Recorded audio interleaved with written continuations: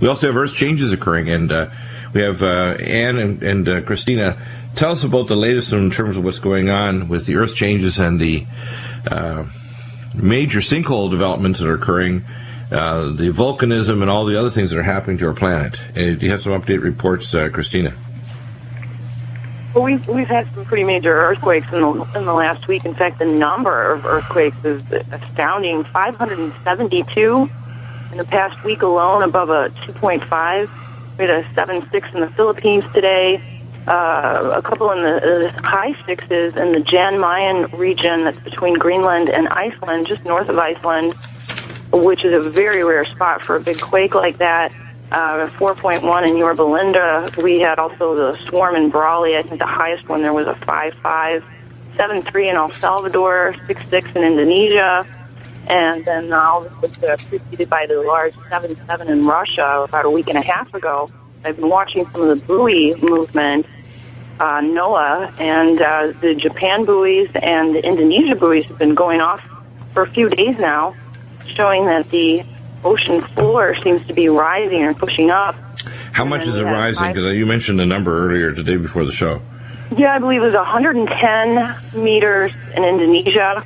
And then yesterday we had a 5.5 and a 4.6 off of Honshu, and just within the last hour there were two more there, a 4.5 and a 4.4.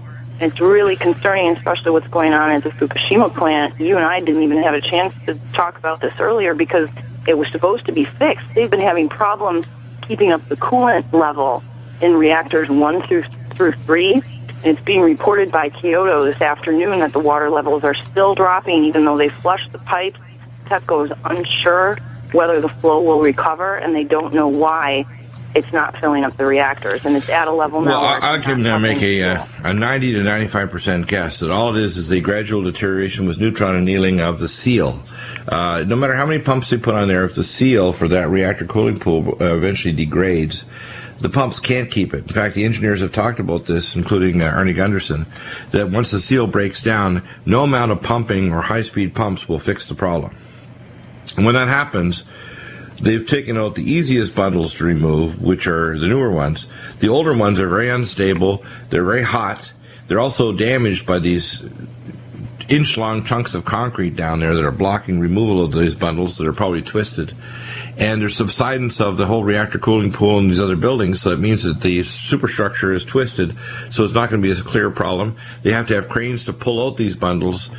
What's likely to happen is that one or more of them are going to reach what's called critical temperature if they haven't fixed the problem, which they averted about 6 weeks ago.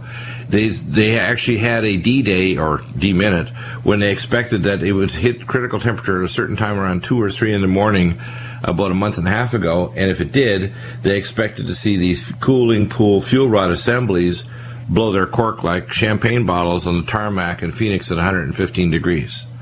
So what we're likely to see is a major release of radiation, as I said already, and I predicted that it would happen this summer, sometime in July or August. It looks like we're on track because I'm seeing radiation spikes on my detector into the 70s now, and they're very short. They don't last more than so many minutes, and then they just drop back again. So what's this? You know, it's like a wave of radiation. But they did the 61st release of radiation from Fukushima. We also have sinkholes all over the planet. And, of course, Stan Dale's theory, as I mentioned in the earlier segment, it seems to make more sense that there is something going on with actually planetary remodeling. So something's happening to the remodeling of the actual planet, where sinkholes are developing all over the place, and subsidence that are near fault lines. The area around Louisiana where this sinkhole is actually connected with the same fault line system that goes out to the Macondo drill site and all the way up to New Madrid as well. So there's something really bad about to happen in these areas. It would sure seem that way, and just in the last few days, the helicopters from the New Madrid have really been going off, all of them really along the New Madrid fault line. I looked into it after someone had sent me an article from National Geographic talking about the water weight of heavy rains possibly precipitating earthquake activity. And this was published in 2009, and so when I went to the helicopters, I was really surprised at the amount of activity that's going on there. And that, coupled with the fact that we have a lot of nuke plants right now that are having problems with tritium leaking underground. So pipes are breaking under the plants, and where this has been the most noticed is at the plant about 40 miles north of Baton Rouge, Louisiana. And you think of where the proximity is to the sinkhole, the Macondo well, and the New Madrid. It's all along that line. And they've had a problem that's been worsening since December when it was first discovered. They had 22,000 picocuries per liter being measured in their groundwater wells. It's now up to 432,000 picocuries per liter. So something's really leaking under there, and they can't find the source. They're drilling new wells. Well, the reason why that's happening, and just give some theory behind this. As a chemist, what we're having is the nuclear reaction of the Earth creates the batholith of oil. You take smaller molecules like methane and shorter chain hydrocarbons, and over millions of years, under nuclear reactions with radioisotopes, it literally catalytically creates longer and bigger chain molecules. And that's what's happening. These radioisotopes indicate that deep chambers inside the batholiths and the air chambers of the Earth itself, the tectonic plates, are releasing gases through fault lines because there's about to be a major shift. Well, okay. They do think that there was a cover-up apparently in that area when Texas Brine drilled that sinkhole, and they didn't tell the public, but the government gave them permission to fill their cavern that's in the salt dome with radioactive, which they're calling natural radioactive sources. Well, what they call natural radioactive sources is that when you do drilling, you get radioactivity of the scale, and they call it a common byproduct of oil and gas exploration and production. And so they said that they gave them permission, but they didn't tell the public they gave them permission. And they took 20 cubic feet of natural occurring radioactive material and pumped it into the cavern and into another Texas brine salt cavern in another parish. So part of this, I agree with you. Part of it is the idea they're pumping in radioactive material. It's also part of the cover-up, because I've dug back some forensic work going back to 1951 where they're told not to drill at the Macondo drill site, and it's because the oil industry has known this. And the reason why I knew is one of my friends, her name is Connie Musso. That's her maiden name. She's an oil engineer. She worked in Russia, all over the world. She's what's called a deep oil engineer. And her husband also is a senior oil engineer as well, works in Kazakhstan. They're close friends of mine. The oil industry is known for 60 years about abiotic oil. It's a big lie that it's from ferns and dinosaurs. It's a big lie. The oil industry wants to make sure you believe that this lie of want, that there isn't enough of it, but it's created by nuclear reactions deep in the bowels of the Earth.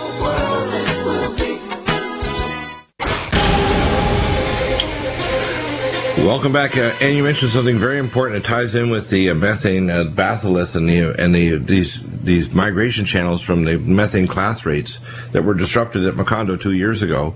And I believe it's connected with what's going on in Louisiana. Now they have also the overburden of this storm constantly sitting for now days over Louisiana, dumping more and more water, knocking off power to half the state.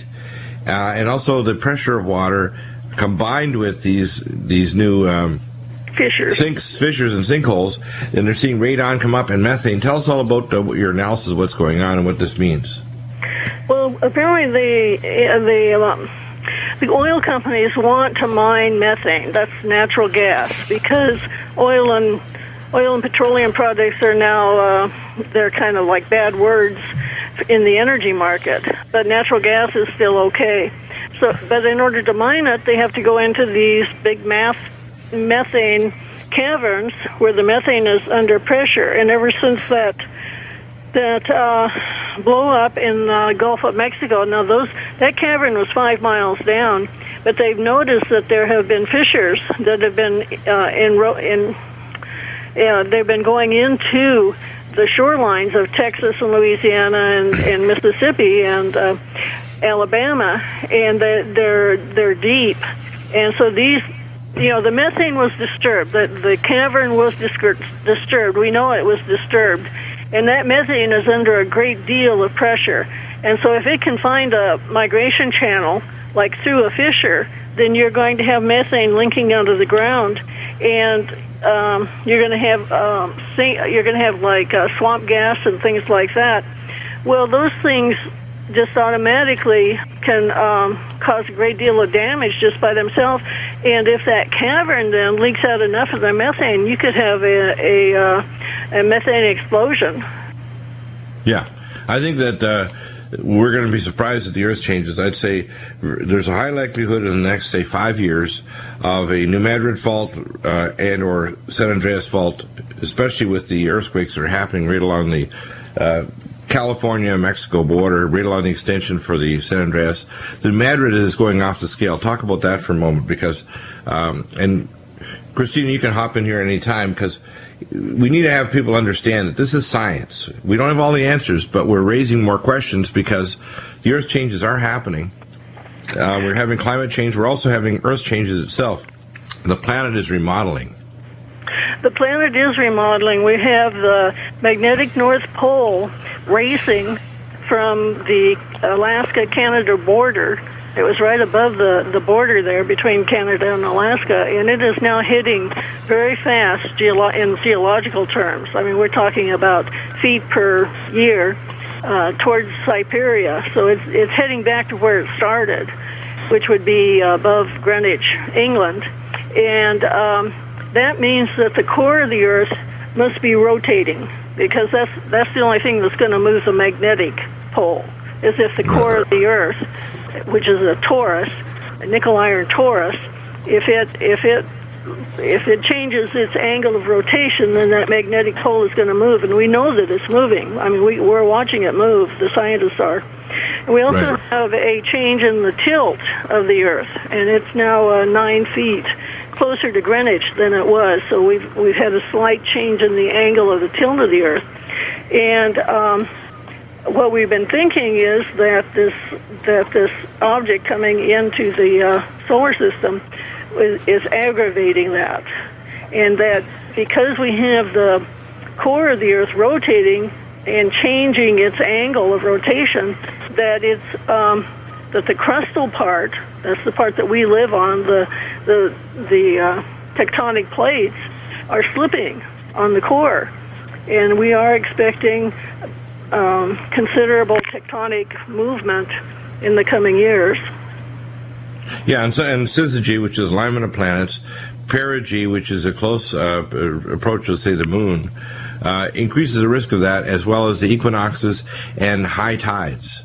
So all those things combined increase the risk of a major quake. As we move within the next few weeks to the September 21st period, we're increasing the risk that we're going to get about an energy release. But these major, if you look at the actual seismic charts, which you sent me the link to, Christina, this is very scary looking. It is, and another factor too is the massive amount of water that we have that are coming off the Arctic zone. Historical melt, that water is heavy. NASA had pointed out 2 years ago that the ocean floor is sinking from the weight of some of this water. That could be affecting some of the crustal movement as well. Yeah, exactly. Now, they say that 7.9 earthquake that occurred didn't create the tsunami, but it could have. It was a little bit deeper than you would expect a tsunami to be generated. It was 20 miles down instead of 8, and that was probably part of the reason. And also, it might have been a slip fracture instead of a primary fracture that would have gone up and down and moved the ocean. That's why they issued the tsunami warning. And when I read their news reports, they're a little unsure why there wasn't a bigger tsunami. I mean, they said it could have generated a big tsunami, but it didn't, and they're not quite sure why it didn't. It was on a subduction zone, and those quakes that occur, especially if they're 7.8, are likely to create big tsunamis that'll cross the Pacific Ocean. Yeah, either something neutralized it. In other words, you got to figure an opposite force must have neutralized the tsunami at the generation site.